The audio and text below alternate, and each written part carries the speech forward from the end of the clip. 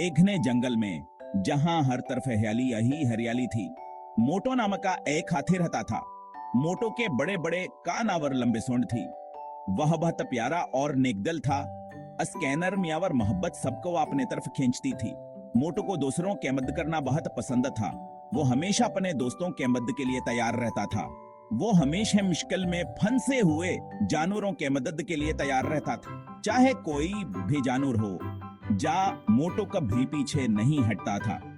छोटे जानवर से अपना दोस्त समझते थे। वो सबास के साथ खेलते और खुश रहते थे।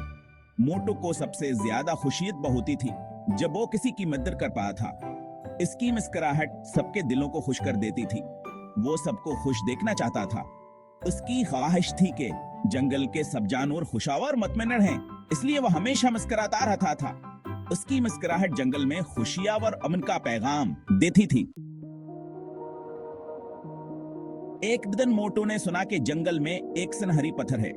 ये खबर जंगल में तेजी से फैल गई और सब जानवर इस पत्थर के बारे में बात करने लगे। ये कोई आम पत्थर नहीं था। इसकी चमकावर रोशनी ने सबको हैरान कर दिया। कहते थे कि यह जादुई पत्थर था। इस पत्थर के बारे में कई कहानियां मशहूर थे।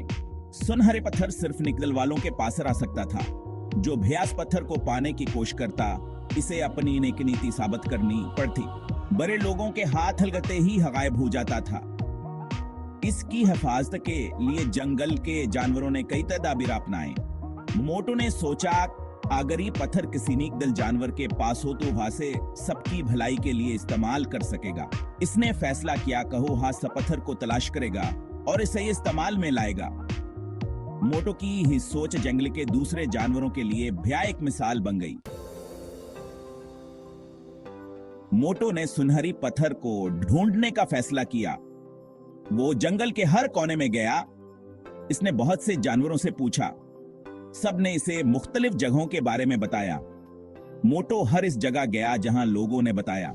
वो कभी मायूस नहीं हुआ। एक दिन मोटो एक बूढ़े अलो के पास पहुंचा। ये अलो बहुत अक्लमंद था। मोटो ने अलो से सुनहरी पत्थर के बारे में पूछा। अलो ने कहा, सुनहरी पत्थर किसी जगह पर नहीं मिलता।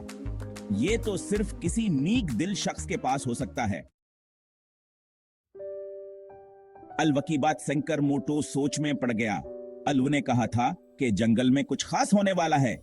वह वापस अपने घर की तरफ चल दिया। रास्ते में वह अपने ख्यालात में गुम था। अचानक इसने देखा कि एक छोटा सा खरगोश चुनू झाड़ियों में फंस गया है। चुनू बेहतर डरा हुआ था और मदद के लिए पुकार रहा था।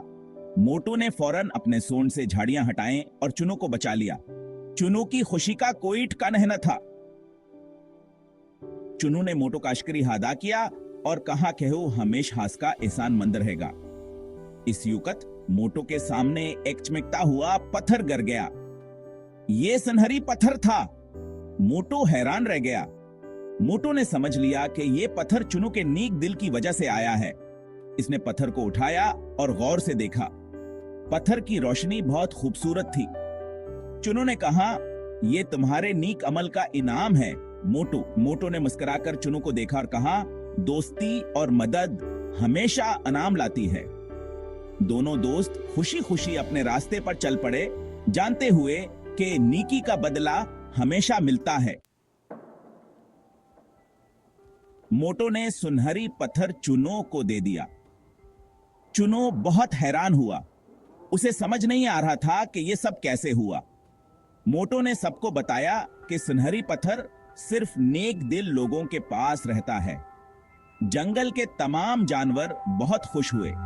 उन्होंने चुनू की तारीफ की। मोटो ने समझ लिया कि दूसरों की मदद करना और दिल को मोहब्बत से भरना